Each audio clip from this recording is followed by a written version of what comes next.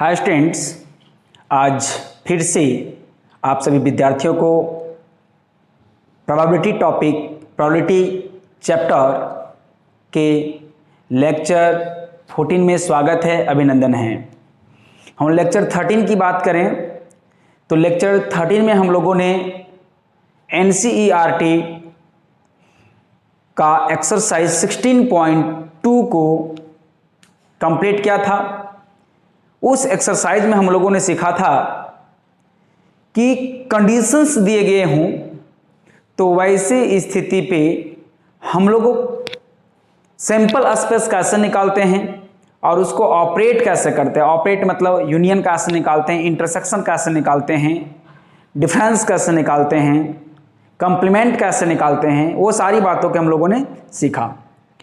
अब जो हमें नेक्स्ट एक्सरसाइज पढ़ना है, उस एक्सरसाइज में प्रोबेबिलिटी रिलेटेड सम्स होंगे, प्रोबेबिलिटी रिलेटेड क्वेश्चंस होंगे।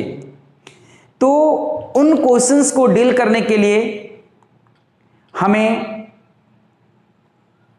प्रिपरेशन करना पड़ेगा। मतलब एक्सरसाइज में जाने से पहले हम लोग को उसमें से जो थ्योरीज होंगे, उसमें से जो कॉन्सेप्ट होंगे, उन सारे कॉन्सेप्ट को स्टडी करना पड़ेगा, तब जाके हम लोग अच्छे से एक्सरसाइज को डील कर पाएंगे। तो चलिए आज हम लोग इस लेक्चर पे देखते हैं कि एक्सरसाइज 16.3 में जो जिस थ्योरीज का यूज है, उन सारे थ्योरीज को स्टडीज करेंगे। देखते हैं, सबसे पहले आता है एक्सोमेटिक अप्रोच टू प्रोबेबिलिटी। मतलब कौन कौन से थ्योरम हैं जो प्रोबेबिलिटी को अप्रोच करता है। ठीक है, कहने का मतलब है कि आपको जो यहां पर एक्सोमेटिक जो वर्ड लिखा गया है वो एक्सियोम, और एक्सियोम का मतलब होता है अभिगृत, और अभिगृत भी अपने आप में एक स्टेटमेंट होता है, थ्योरम के जैसा होता है। ठीक है, तो सिंपली समझ लीजिए कि प्रोबेबिलिटी से कुछ रिलेटेड थ्योरम्स हैं, उन थ्योरम को जान लेना है। ठीक है, तो पहला हम लोग का आता है, चलिए थ्योरम 1 एक्चुअली पढ़ चुके हैं। पहला में आता है हम लोग को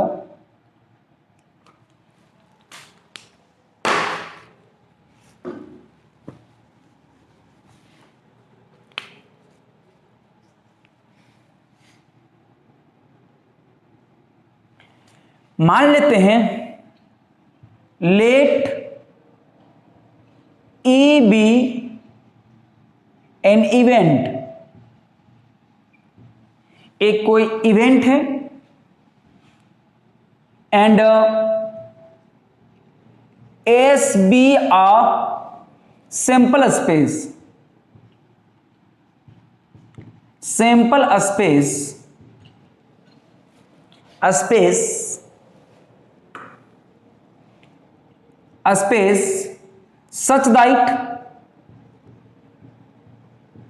such that event E belongs to sample space S।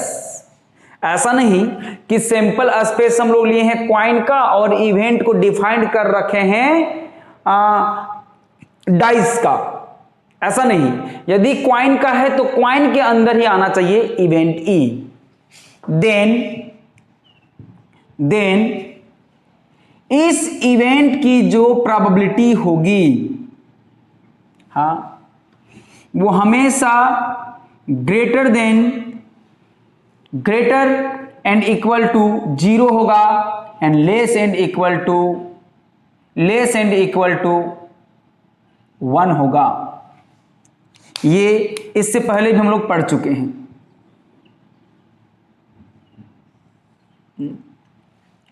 ये हम लोग को मिल चुका है।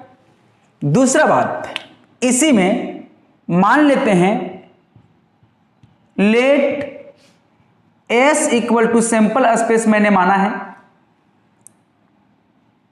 E1, E2 event, E3 event, E4 event En event है। मतलब E1, E2, E3, E4, En जो है सारा का सारा जो है वो किस पे बिलोंग कर रहा है, सैंपल स्पेस एस में। तब देन याद रखिएगा PE1 plus PE2 plus PE3 plus PE4 plus dot dot dot dot dot plus EN equal to 1 होगा। इसका मतलब कि यदि किसी भी सैंपल स्पेस में जितने भी इवेंट हैं उन सारे इवेंट का अलग अलग प्रोबेबिलिटी निकाला जाए और सबको ऐड कर दिया जाए तो उसका रिजल्टेंट वैल्यू 1 आएगा। चलिए इससे हम लोग एग्जांपल देख लेते हैं, उसके बाद हम लोग बात करते हैं। चलिए एग्जांपल इसको देखते हैं, इसको हम इरेज कर देंगे। एग्जांपल मान लेते हैं कि लेट एक कोई सैंपल स्पेस मैंने एस लिया और उसमें हेड और टेल लिया, हेड और टेल लिया तो बताइए कि एन एस इक्वल टू कितना आया? 2 आया। N S number of element in sample space S 1 2 आया। चलिए नाउ प्रोबेबिलिटी ऑफ हेड बताइए, इसमें हेड की संख्या कितनी है? 1, टोटल कितना है? 2। प्रोबेबिलिटी ऑफ टेल 1, टेल 1 है, टोटल 2 है। अब दोनों को टोटल इसमें 2 ही था और दोनों को मैंने ऐड कर दिया, PH प्लस PT, मतलब probability of occurring head and probability of occurring tail. तो बताइए 1/2 प्लस 1/2, तो 1/2 आएगा, सॉरी 1 प्लस 1 2/2 आएगा, 1 मिला। देखिए वही मैं समझाना यहां चाह रहा हूं कि यदि सैंपल स्पेस में जितने भी एलिमेंट्री अलग अलग इवेंट डिफाइन किए गए हैं उन सारे इवेंट का अलग अलग प्रोबेबिलिटी निकालेंगे और प्रोबेबिलिटी निकाल के आप ऐड कीजिएगा बहादुर, तो आपको क्या मिलेगा? 1 मिलेगा। 1 के अलावे यदि कुछ और मिल जाए तो समझ लीजिए ये इसका प्रोबेबिलिटी नहीं हो सकता है। आपका जो क्वेश्चन डील किया गया है वो गलत है, गलत हिसाब से प्रोबेबिलिटी लाया गया है।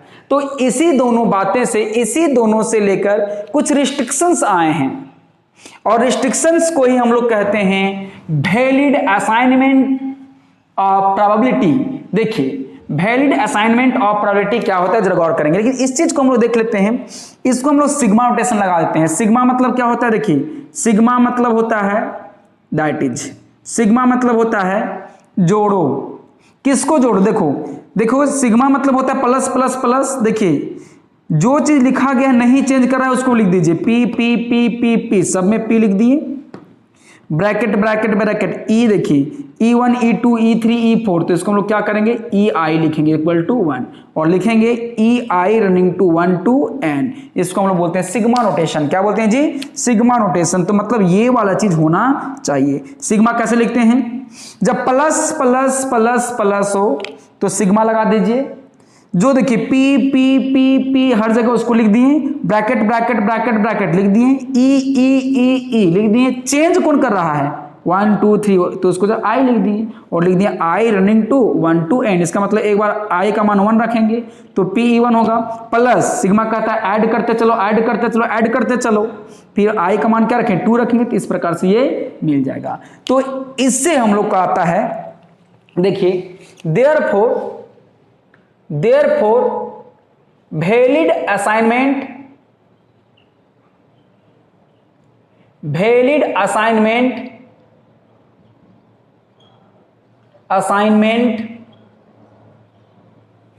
to probability।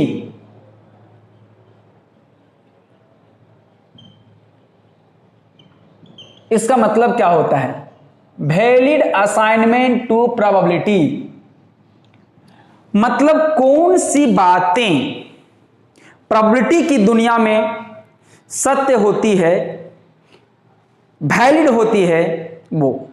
जैसे हम लोग का अभी लॉकडाउन चल रहा है और लॉकडाउन में ये कोई कह दे कि मेरा कॉलेज तो ऑफलाइन चल रहा है, हम लोग जाते हैं, तो बोले यार एकदम आश्चर्यचकित बात बोल रहा है, बकलोल जैसा बात कर रहा है, पूरा इंडिया लॉकडाउन में चल रहा है और इसका कॉलेज कैसे चल रहा है।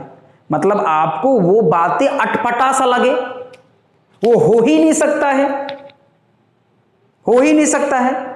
तो मतलब वैलिड का मतलब क्या क्या हो सकता है, तो प्रोबेबिलिटी में क्या क्या वैलिड हो सकता है। तो वैलिड होने के लिए सबसे पहला क्या होता है, कभी भी जो किसी का प्रोबेबिलिटी हो, चाहे E1 हो, E2 हो, चाहे E3 हो, चाहे E4 हो, किसी का प्रोबेबिलिटी जो है नेगेटिव नहीं होना चाहिए। बताइए, आपको उधर से प्रोबेबिलिटी लेकर आया है कि बोले मेरा -1/2 है, तो बोले एक तमाचा मारेंगे, बोले गधा, प्रोबेबिलिटी कभी नेगेटिव में होता है। बोले क्यों नहीं होता है, तो बोलो कि थ्योरम आपको कह चुका है कि आपको 0 से लेकर 1 तक ही आएगा। तो यहां से एक वैलिड मिलता है कि कभी भी किसी भी इवेंट का प्रोबेबिलिटी 0 नेगेटिव नहीं हो सकता है। 0 हो सकता है, हमने बताया था आपको, इम्पॉसिबल इवेंट। 1 हो सकता है, श्योर इवेंट। इनके बीच में एलिमेंट्री इवेंट्स, ये सब एलिमेंट्री इवेंट्स हैं, उनके हो सकते हैं, लेकिन इसके इस इंटरवल से ज्यादा नहीं जा सकता है। और इसी बात को कोई बुक में क्या लिखता है कि और PE, probability of event E belongs to close interval, कहां, 0 से लेकर 1 तक। तो ये भी लिखता है, जिस प्रकार ये भी लिखता है, ये भी लिखता है। तो यहां पर इसी इंटरवल के बीच वैलिड होगा, इसके बाहर वैलिड नहीं होगा। तो देखिए हम लोग क्या कहेंगे, तो हम लोग कह सकते हैं पहला वैलिडेशन क्या आ गया, जो पहला वैलिडेशन हम लोग का आएगा कि probability of any event never be negative. पहला जो है probability of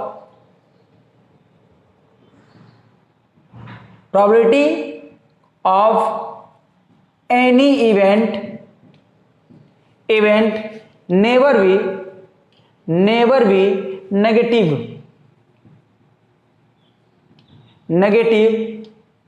and greater than 1,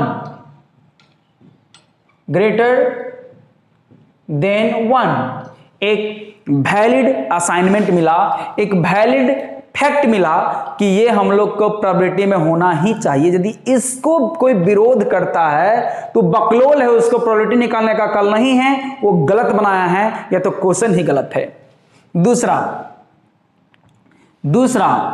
कहता है कि यदि E1, E2, E3, E4 इस प्रकार से दिया गया है, तो हम लोग का जो है ये असाइनमेंट के तौर पे आ जाएगा कि PE1, देखिए PE1 plus PE2 plus PEN plus E3 plus PEN equal to क्या आएगा, 1 आएगा। 1 ये जो है इसके अदर देन कुछ आए तो हम लोग कहेंगे कि ये वैलिड असाइनमेंट नहीं है। ऐसी प्रोबेबिलिटी किसी भी इवेंट्स का नहीं हो सकता है। दैट इज हम लोग कह सकते हैं where E1, E2, E3 EN belongs to sample space S। तो ये हम लोग का हो गया वैलिड असाइनमेंट। क्या हो गया जी, वैलिड असाइनमेंट। तो इस प्रकार से हम लोग क्वेश्चंस पे देखेंगे कि वैलिड असाइनमेंट कहां कहां काम करता है। तो आपको 2 बात याद रखना है, नेगेटिव भी नहीं होगा और सारे एलिमेंट्री को ऐड करने पे क्या होगा, हम लोग को 1 आना चाहिए। एलिमेंट्री इवेंट्स जो होंगे उनके प्रोबेबिलिटी को ऐड करने पे क्या आना चाहिए, 1 आना चाहिए। तो इन वैलिड असाइनमेंट से हम लोग कुछ प्रश्न हैं उसको हम लोग बना लेते हैं। आप इसको पहले नोट करेंगे। चलिए हम लोग अभी जो थ्योरी को स्टडी किए उस थ्योरी से रिलेटेड प्रश्न को हम लोग सम्स को देख लेते हैं। क्वेश्चन नंबर 1 एक्सरसाइज 16.3 एनसीईआरटी क्या कहता है, Which of the following cannot be valid assignment? कौन से वैलिड असाइनमेंट नहीं है of probabilities for outcomes of sample space, जबकि सैंपल स्पेस क्या दिया गया है, ω1, ω2, ω3, ω4, ω5, ω6, ω7। W आपको जो दिख रहा है वो W नहीं ओमेगा है, ये W है, लेकिन ये जो ऐसे हो जाएगा तो ओमेगा हो जाएगा, ठीक ना। अब W पढ़ो ओमेगा पढ़ो, उससे कोई मतलब नहीं है, प्रोबेबिलिटी दिया गया है। तो समझिए क्या दिया गया है असाइनमेंट, इसका मतलब ये PW1 दिया गया असाइनमेंट, देखिए इधर दिया गया है। तब क्या कहता है assignment omega 1 omega 2 omega 3 omega 4, यहां पर कितने 5 क्वेश्चन। ए में ओमेगा 1 0.1 है, ओमेगा 2 0.01 है, ओमेगा 3 0.05 है, ओमेगा 3 0.03 है, 0.01 है, 0.2 है, 0.6 है। ऐसे ही बी के लिए क्वेश्चन अलग से है, सी के लिए अलग से है, डी के लिए 7वां असाइनमेंट दिया गया है, ई के लिए 7वां असाइनमेंट दिया गया है। तो हमें देखना है कि कौन सा असाइनमेंट गलत दिया गया है, कौन सा असाइनमेंट गलत दिया गया है, कौन सा क्वेश्चन गलत दिया गया है। तो पहचानने का 2 नंबर, 2 फैक्ट्स। पहला फैक्ट, ओवरऑल कहीं नेगेटिव नहीं दिखना चाहिए, ओवरऑल कहीं नेगेटिव नहीं दिखना चाहिए, ठीक है। तो सबसे पहला कि यदि कहीं नेगेटिव दिख गया तो वहीं काम खत्म। एक छोटा सा एग्जांपल लेते हैं, मान लो किसी व्यक्ति का दम पूरा सीरियस है और सदर में ही दम तोड़ दिया, तो क्या उसको हम लोग रांची ले जाएंगे या उससे आगे को हॉस्पिटल ले जाएंगे? नहीं ले जाएंगे, क्योंकि उसका डेथ हो चुका है, वो डेड बॉडी बन चुका है। अब उसको कोई भी जीवित अवस्था में नहीं ला सकता है। सिंपल। ऐसे ही किसी व्यक्ति को 2 बीमारी से बचाना है।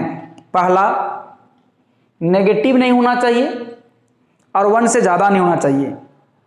यदि 1 से ज्यादा हुआ तो वहीं पे डेथ हो गया, आगे जाना की नहीं जरूरत है, बोल सकते हैं आप कि वो वैलिड असाइनमेंट नहीं है। लेकिन ये सारा चीज से बच गया तो फिर आगे ले जाएंगे। कोरोना लहर 1 से बच गया तो दूसरे से बचना पड़ेगा। ऐसा बात थोड़ी कि लहर 1 से बच गया तो कोरोना हमको नहीं हो सकता है, ऐसा नहीं है। आपको सेकेंड फेज से बचना है, थर्ड फेज से बचना, लेकिन यहां पर 2 ही फेज है असाइनमेंट को सत्य करने के लिए, असाइनमेंट को वैलिड करने के लिए। यदि ये वाला पार कर जाता है तो दूसरा आपको देखना है, सबको ऐड करके देखना है। तो चलिए हम लोग पहला देखते हैं, ए नंबर 4। चलिए ए नंबर देखते हैं। ए नंबर में सॉल्यूशन जो है ए नंबर का है ना, देखिए क्या कहता है। ओमेगा 1 ओमेगा 2 ओमेगा 3 सबका सब मैंने देखा तो पॉजिटिव है। सिंस मैंने क्या मिला, ऑल असाइनमेंट, देखिए all omega 1 omega 2 omega 3 omega 4 omega 5 omega 6 omega 7 are positive and not greater than 1, greater than 1। चलिए पहला लहर से बच गया। हाँ, अब देखते हैं हम लोग कि सबको ऐड करके देखते हैं। अगेन दूसरा टेस्ट करवा लेते हैं। अगेन चलिए ओमेगा 1 ऐड करते हैं, omega 1 omega 2 plus omega 3 plus omega 4 plus omega 5 plus omega 6 plus omega 7, सबको ऐड करके देखते हैं। देखिए मेरा क्या मिला, 0.1 plus 0.01 plus 0.05 plus 0.03 plus 0.01 plus 0.2 plus 0.6, सही ना। चलिए यहां देखिए, डेसिमल के बाद, डेसिमल प्लेस के बाद 2 डिजिट हैं तो हर जगह 2 डिजिट कर लीजिए, जोड़ने में आसान होगा, बिल्कुल गलत नहीं होगा। और 0 लगा कर डिलीट कर सकते हैं। अब ऐड करें, यहां भी है, ऐड करो 0 0 1 3 4 5, क्या हो गया 6 1 7 7 हो गया। देखिए क्या मिला, 0 दूसरा 0 0 1 प्लस 3 4 प्लस 5 9 और प्लस 1 10 ना हो गया। 10 का क्या हो गया, 0 हो गया। हाँ 1 बचा हुआ है, दूसरा डिजिट में आइए, 6 7 और 2 9 दूसरा और एक 10 0 रिमेनिंग 1 0 0 0 0 0 0 0, क्या बचा था 1, तो फाइनली मेरा क्या 1.0 मतलब 1 आ गया। तो हम लोग कहेंगे ये दोनों कंडीशन को पार कर गया, इसलिए बोलेंगे असाइनमेंट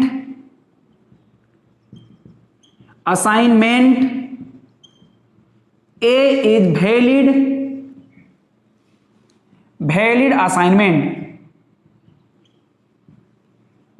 असाइनमेंट, और ये हमारा क्या हो गया, आंसर हो गया। उसी प्रकार से सब हम लोग देख लेते हैं, ये भी नेगेटिव से बच गया, 1/7 है तो 1 को 7 जगह बांटा जा रहा है, मतलब 1 से छोटा हो गया, पहला बच गया, दूसरा जोड़ के देख लेंगे, सबको ऐड करेंगे तो 1 ही आएगा, 7/7 आएगा, वैलिड है। ये वैलिड नहीं होगा, देखिए 7 और 6 13, 1.3 तो यही हो गया, पहला से तो बच गया, नेगेटिव भी नहीं है, 1 से बड़ा भी नहीं है, लेकिन दूसरे में जाके फंस गया, बोलेंगे valid assignment is not valid.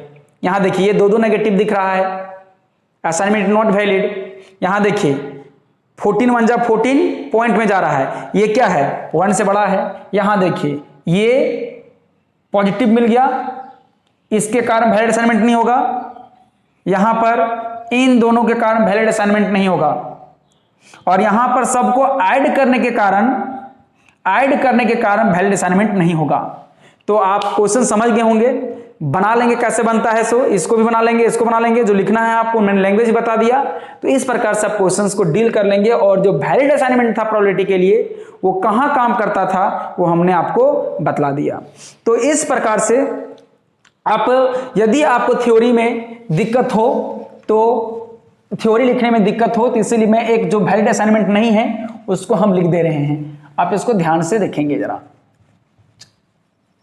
देखिए हम बी को देखते हैं, डी के लिए देखिए सॉल्यूशन डी नंबर, हाँ सिंस बोलेंगे, सिंस ω1 < 0 एंड नेगेटिव एंड ω5 < 0, <0 का मतलब क्या हो गया, नेगेटिव, और नेगेटिव नहीं होना चाहिए था, तो इस प्रकार से बोलेंगे देयरफॉर गिवन असाइनमेंट